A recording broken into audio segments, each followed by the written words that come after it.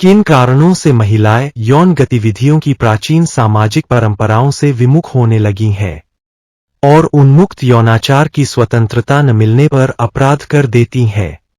महिलाओं के मामले में एक प्रचलित धारणा है कि वे साहसी ही नहीं दुस्साहसी तक हो सकती हैं।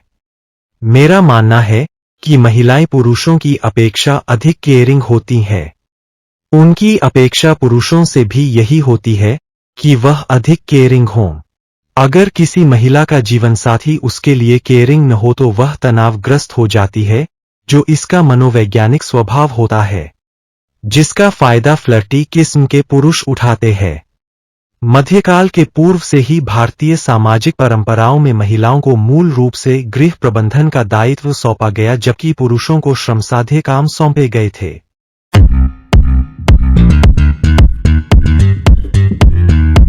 कालांतर में परिवर्तित व्यवस्था में क्रांतिकारी बदलाव हुए हैं। इन बदलावों में वैचारिक रूप से विदेशी विचारधाराओं का प्रवेश शामिल है। महिलाएं हर क्षेत्र में प्रवेश कर रही है और उनका मनोबल भी बढ़ रहा है। बीजिंग सम्मेलन में महिलाओं के अधिकार के संबंध में पारित निर्णय के अनुसार महिलाओं को निर्णय लेने के अधिकार देने की जोरदार वकालत की गई थी।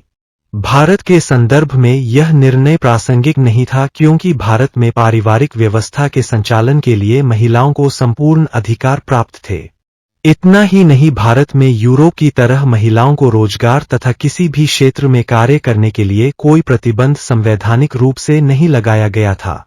भारत में नारी स्वतंत्रता के स्थान पर नारी के सशक्तिकरण पर विचार करना तथा योजनाएं बनाकर उसे क्रियान्वित करना आवश्यक होने के कारण भारत में इस दिशा में सक्रिय भूमिका निभाई। फिर ऐसा क्या हुआ कि महिलाओं का गंभीर आपराधिक मामलों में शामिल होना पाया गया? हम इस विषय में आपको महत्वपूर्ण जानकारी दे रहे हैं। तब तक आप कृपया चैनल को लाइक और सब्सक्राइब जरूर कर दीजिए।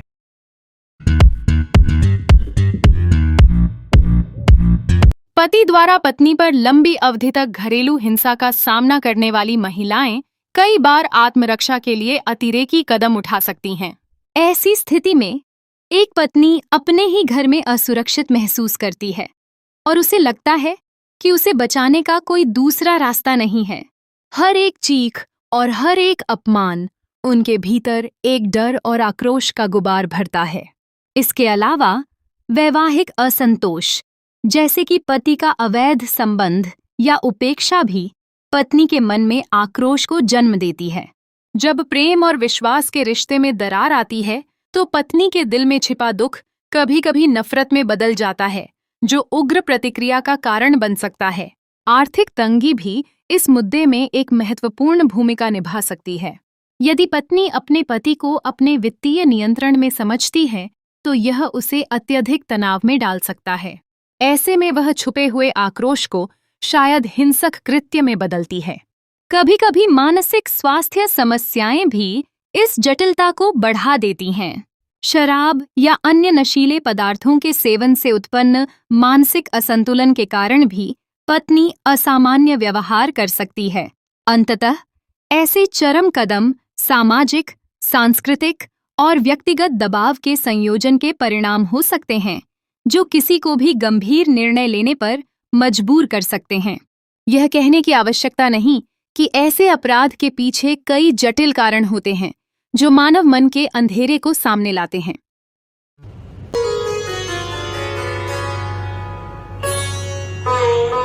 दीपिका नारायण भारद्वाज ने दावा किया था कि 2022 में हर 32 घंटे में एक पति की हत्या उसकी पत्नी द्वारा हुई, जो 2024 में भी प्रासंगिक हो सकता है, लेकिन यह डेटा समाचारों पर आधारित है और सत्यापित नहीं है।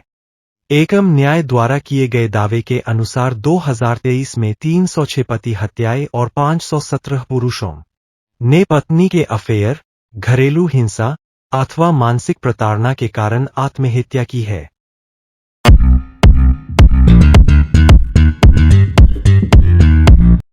हिंदू परंपरागत विवाह विधि तथा हिंदू विवाह अधिनियम के विरुद्ध जाकर लिव इन रिलेशनशिप में रह रही महिलाओं के सामाजिक आर्थिक अधिकारों के संरक्षणों के प्रावधानों के कारण इस किस्म की महिलाओं में भयहीनता नजर आती है। वे माई लाइफ माई चॉइस जैसे सूत्र वाक्य को सर्वोपरि मानती हैं। अवैध प्रेम प्रसंगों के कारण पत्नियों द्वारा अपने पतियों की हत्या की कई चौंकाने वाली घटनाएं सामने आई है। इन मामलों ने समाज में नैतिकता और रिश्तों की पवित्रता पर सवाल खड़े किए हैं। पुलिस और स्थानीय प्रशासन इन मामलों की गहन जांच कर रहे हैं। मेघालय, जून 2025, सोनम रघुवंशी ने अपने पति राजा रघुवंशी की हत्या कर दी।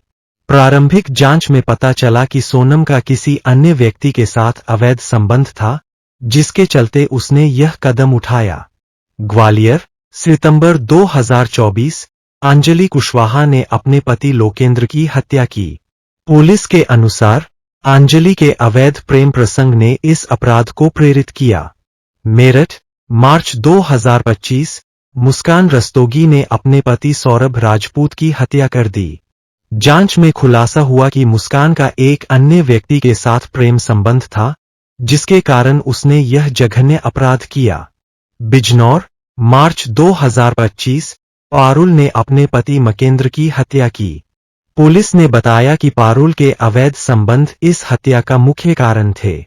जयपुर, अप्रैल 2025, गोपाली ने अपने पति की हत्या कर दी।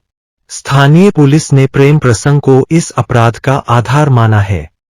औरैया, 2025, प्रगति ने अपने पति दिलीप की हत्या की।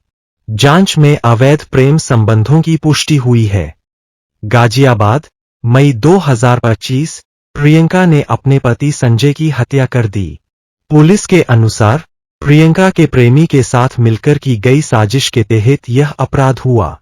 इन सभी मामलों में पुलिस ने आरोपियों को हिरासत में ले लिया है और गहन जांच जारी है।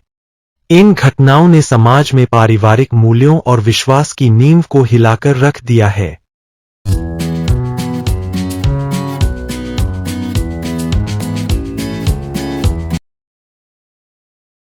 भारतीय महिलाओं में यौन स्वेच्छाचारिता की स्थिति वैश्विक मानकों से भिन्न है।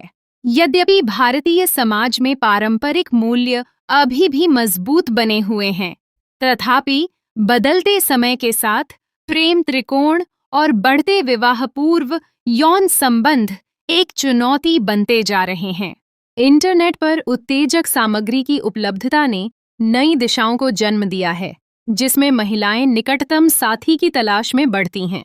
पहले के संयुक्त परिवारों की तुलना में आज एकल यूनिट परिवार को स्वतंत्र अवसर उपलब्ध हैं। पारिवारिक संरचना में आए इस परिवर्तन के साथ साथ यौन शिक्षा की कमी और पैसे कमाने की लालसा ने महिलाओं का ध्यान बटोरना शुरू कर दिया है।